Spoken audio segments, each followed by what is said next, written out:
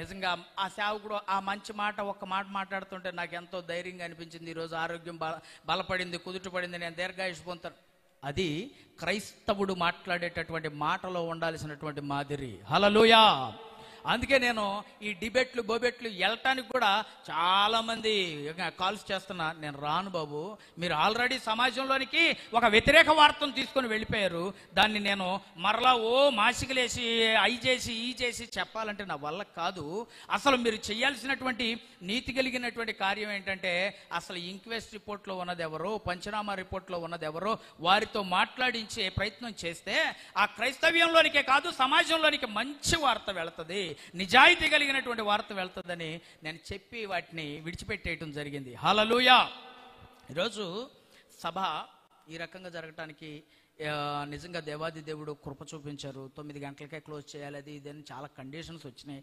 రెండవది ఏంటంటే, లోకల్లో ఉన్నటువంటి చాలామంది వ్యక్తులు పోలీసు వారికి ఏం చెప్పారంటే 5,000 మంది పైగా వస్తారు, రెచ్చగొట్టే క్యాండిడేట్లు చాలామంది వస్తారు, ఆ సభ ఆపేయండి అని అన్నారంట. పోలీసు వారు నన్ను పిలిచి 2 రోజుల నుంచి పోలీసు వాళ్ళతో మాకు పంచాయతీ. నిన్న ఒక 4 పోలీసు వారు వచ్చి మొత్తం వీడియోలు ఫోటోలు తీసుకుని వెళ్ళారు. మొన్న వచ్చి వాళ్ళ పంచాయతీ వాళ్ళది వచ్చి ఇక్కడ మరలా కంటిన్యూషన్ చేసుకోవడం జరిగింది. ఏంది అని అంటే, నువ్వు 5,000 మందితో పెడుతున్నావు అంటే 10,000. ఇప్పటికీ కూడా ప్రభు కార్యం ఎలా జరగాలో అలాగే జరుగుతుంది. ఆమెన్. 5,000 మంది వాళ్ళు అనుకున్నట్టుగా వచ్చి దేవుని కార్యం జరగకపోయినా 100 మంది వచ్చి దేవుని కార్యం జరగటం దేవుని నామానికి మహిమ. హల్లెలూయా. నా వెనక దేవుని దాసులు ఉన్నారు, నేను ఎక్కువగా మాట్లాడేశాను. అయితే వారికి సమయం ఇచ్చే ముందు ఇంకొక మాట ఏమంటానంటే, నేను ఆవేశంతో ఎవ్వరూ మాట్లాడొద్దు. అది నేను సేవకులకు కాదు, విశ్వాసులకు చెప్తున్నా. ఇంకా సేవకులకి తలగొట్టేసినట్టు ఉంటుంది. ఆవేశంతో మాట్లాడితే నిజంగా ఉన్నటువంటి రిలేషన్స్ తెగిపోతాయి. ఆవేశంతో మాట్లాడితే మనం తప్పు నిర్ణయాల్లోనికి వెళ్ళిపోయేటటువంటి ప్రమాదం ఉంటుంది. ఎందుకనంటే ఆ మాటను పోషించుకోవటానికైనా మనం అలాగే వ్యవహరించాల్సినటువంటి పరిస్థితి ఉంటుంది. మన ఆత్మగౌరవాన్ని ఖచ్చితంగా కోల్పోతాం. అలాగే పరిస్థితి ఇంకా చెడు మార్గంలోనికి వెళ్ళిపోయేటటువంటి ఆ పరిస్థితులకు దారితీస్తుంది. కాబట్టి ఆవేశం అనేది చాలా అనర్థాలకు దారితీస్తుంది. మనం చేస్తూ ఉన్నటువంటి కార్యాచరణ ఏంటంటే, సోషల్ మీడియా ద్వారా కనిపిస్తేనే కార్యక్రమం చేయాలేంటి. రేపు ఉదయం నేను మరొక చోటకి వెళ్తున్నా, దాన్ని చెప్పను నేను. ఎందుకనంటే అక్కడ దేవుని కార్యం జరగబోతుంది. ఆమెన్. దేవుడు చూస్తే చాలు మనం చేసేటటువంటి కార్యాలు. అందుకే ఈరోజు కొన్ని వేల మంది సేవకులు ఎఫ్ఎఫ్సి ఆర్గనైజేషన్లో మన ఆలోచన విధానానికి దగ్గరగా ఉండి మనతో పాటు ట్రావెల్ చేస్తూ ఉన్నారు. నేను ఒకటే మాట చెప్తా, ఐక్యతను చాటాల్సినటువంటి సమయం వచ్చిన రోజున పిలుపునిస్తాము. ఆ రోజు మనం చేయగలిగినటువంటి దేవుని నామానికి ఘనమైనటువంటి ఘనతను తెచ్చేటటువంటి కార్యము మనం చేద్దాం.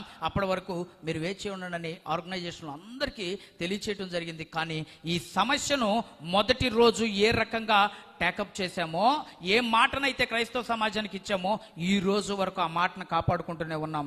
ఎన్నో శోధనలో ఒక సేవకుడైతే భక్తులైనటువంటి సేవకుల చేతిలో ఎదిగాం మేము. కాబట్టి మా ఆలోచన విధానాన్ని దయచేసి లైవ్లో వీక్షిస్తున్నటువంటి పెద్దలు, మీరు మేమేదో కాంట్రవర్సీ మాట్లాడతామని లైవ్లు చూస్తున్నారు కదా, పోలీసు పెద్దలారా, ఇప్పుడు కూడా నాకు కాల్స్ చేశారు. పక్కన సేవకులు కూడా ఉండి చూశారు. కాల్స్ అయిపోయిందా అవ్వదు, 11 దాకా అవ్వదు, కావాలంటే కేసు కట్టుకోండి నా మీద, అంతే. కాబట్టి ఇటువంటి పరిస్థితుల్లో నేను సేవకుడుగా ఉన్నాను. క్రైస్తవ వ్యవస్థ కొరకు నేను పాటుపడుతూనే ఉంటా. నేను సేవకుడిగా ఉన్నాను, ఆత్మల రక్షణార్థమై నేను పాటుపడుతూనే ఉంటా. నేను సేవకుడిగా ఉన్నాను, ఎవరికైనా ఆపదంటే సామాజిక పరిస్థితుల్లో ఏదైనా అవకతవకలు జరిగినప్పుడు నేను ప్రశ్నిస్తూనే ఉంటా. సామాజిక ఆలోచన, సామాజిక బాధ్యత లేనోడు సేవకుడు కానే కాదు. సమాజం కోసం నువ్వు ఆత్మల రక్షణ అని చెప్పి పాటుపడుతున్న నువ్వు సమాజంలో ఏదైనా అవకతవకలు జరుగుతున్నప్పుడు మాట్లాడవా? ఖచ్చితంగా మాట్లాడాలా? మనకెందుకులేండి, సమాజం కోసం కాదా నువ్వు చేసే సేవ అనేది నేను నా యొక్క ఆలోచన. కాబట్టి ఈ మాటలకు ఎవరైనా నొచ్చుకున్నట్లయితే నన్ను మన్నించండి. గుడివాడ సేవకులు 10 మంది వచ్చారు అని అంటే ఎంత సిగ్గుసేటు తెలుసా? గతంలో కూడా అలాగే చేసి ముప్పులు తెచ్చిపెట్టుకున్నారు. ఇక మీదటైనా ఐక్యతతో బతకాలని నేను ఒక క్రైస్తవ నాయకునిగా, దైవజనుగా నేను తెలియచేస్తూ ఉన్నాను.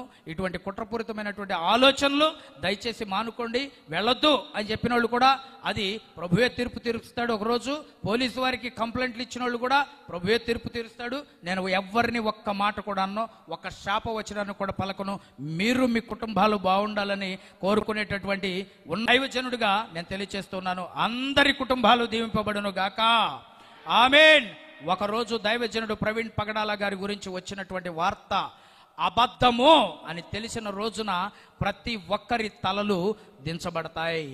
ఖచ్చితంగా దీని విషయంలో దేవుడు తీర్చబోతున్నటువంటి తీర్పు చాలా ఉన్నతమైనటువంటి తీర్పు. ఆ తీర్పును మనం అందరం కళ్ళారా చూస్తాము. రెండవది, చాలా మంది అంటూ ఉంటారు, ప్రజలు పిచ్చోళ్ళేం కాదండి, ప్రజలు పిచ్చోళ్ళేం కాదండి. మీరు కూడా వింటూ ఉంటారు కదా మాట.